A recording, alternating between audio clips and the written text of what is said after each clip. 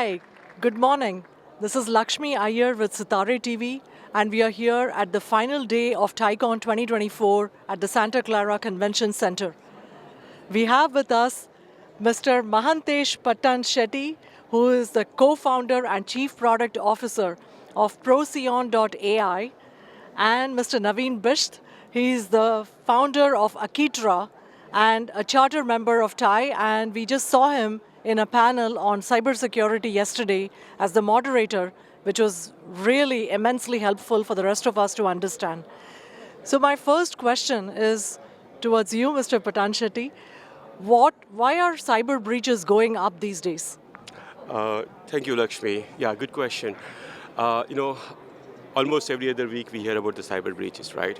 So if you take a step back and look at it, you know, there is a lot of critical data everywhere. There's your personal data, social security number, financial data, right? Your intellectual property. And this data is growing day by day, right? So this is a very valuable asset for the cyber criminals. And this data is not protected and it's growing. That's where the crux of the problem is. That's why cyber criminals want to, get this data and, make use of it. So that's the fundamental reason why cyber crimes are going up. So because enterprises are coming up short in putting the security measures to protect the critical data. And how does artificial intelligence play a role in this? Yes. So, few ways, artificial intelligence can be used by both bad guys and good guys, So let's look at how good guys can use it. One is, understanding, where the cyber risks are, looking at your security posture and say, this is where the risks are. Second is, detecting the threats, right? You detect very early on and you kind of mitigate. This is where the AI can come into pitch, automate various processes. Now, if it takes say, X number of days to detect, you can substantially bring it down to a few hours. So detecting and avoiding the breaches to protect your data and users is where artificial intelligence can play a big role. This is where Zscaler, Palo Alto, a lot of cybersecurity startups are innovating how to protect the data, how to protect the users, how to detect the risk quickly, mitigate it, and take it away. Thank you. So as one of the charter members and one of the you are the track chair, or are you very involved with the cybersecurity track? Yes. Yeah. So tell us something more about how TiE has evolved to accommodate this growing space, and how did you come up setting up this track? Thank you so much, Lakshmi. Appreciate your asking the question. So I've been a long time Thai volunteer. In fact, I started back about 20 years ago when I founded my company, and I did meet our, in fact, first investor right here.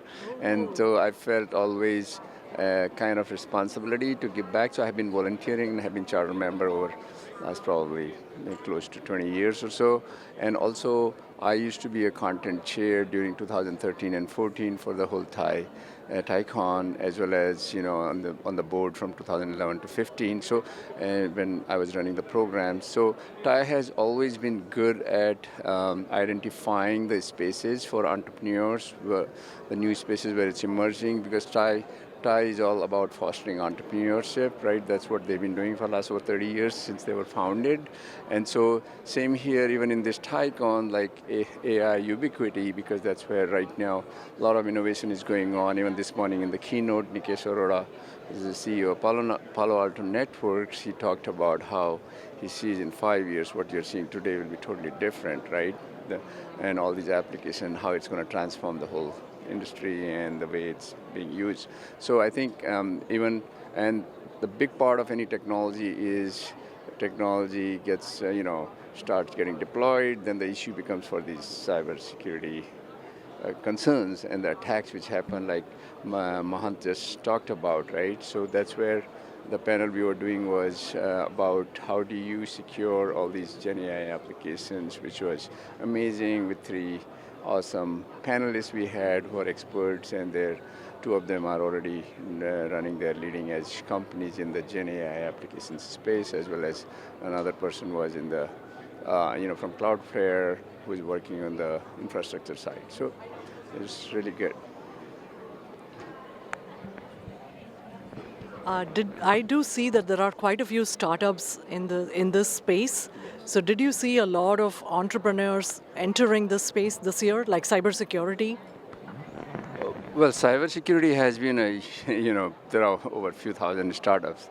Even Mahant's company is doing something called passwordless, space, which is a new space. There are I think in cybersecurity itself, there are so many categories right now, and so the startups will continue to come because the space is changing. More and more new technology innovations happen, and with that, new applications come. That means they need to be secured, and of course, hackers and all these, they are very smart attackers. They are ahead of the curve. They're always finding ways to get into and hack, basically, and that's why even my own company, which is more into the cybersecurity compliance automation space, does the automation of all these, evidence collection, etc., to be able to get the companies attested and certified with their standards like SOC 2, ISO 27001, HIPAA, HITRUST, PCI DSS, etc.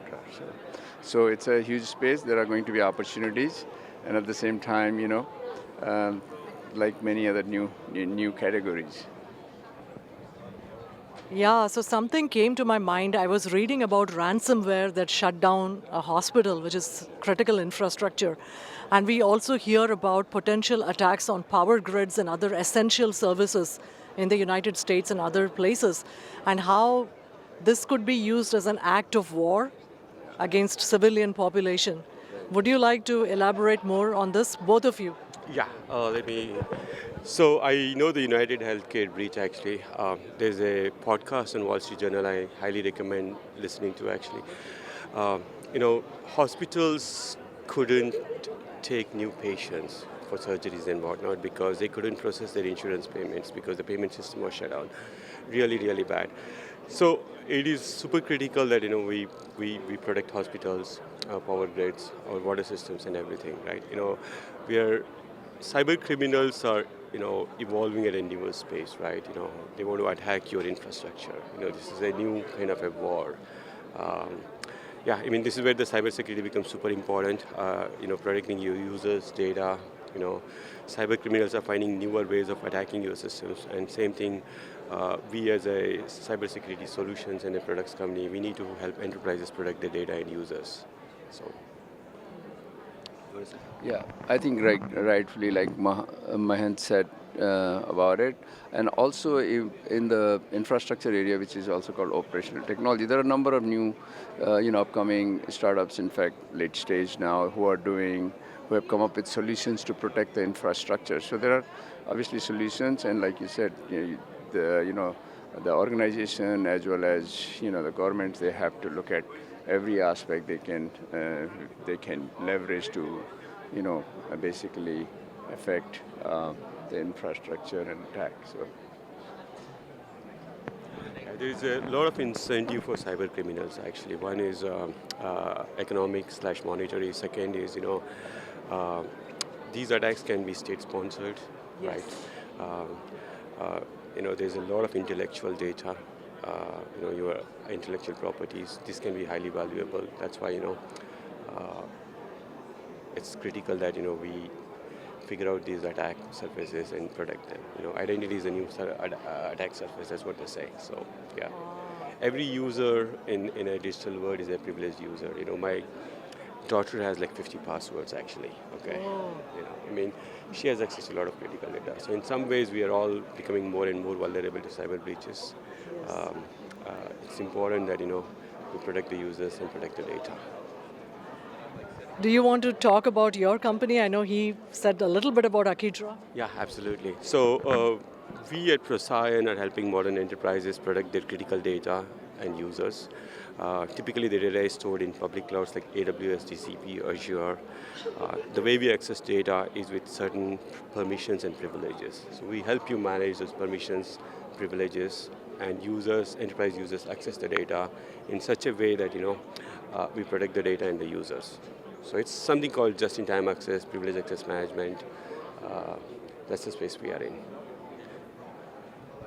Thank you very much for your time, gentlemen, and you have a wonderful day. Thank you.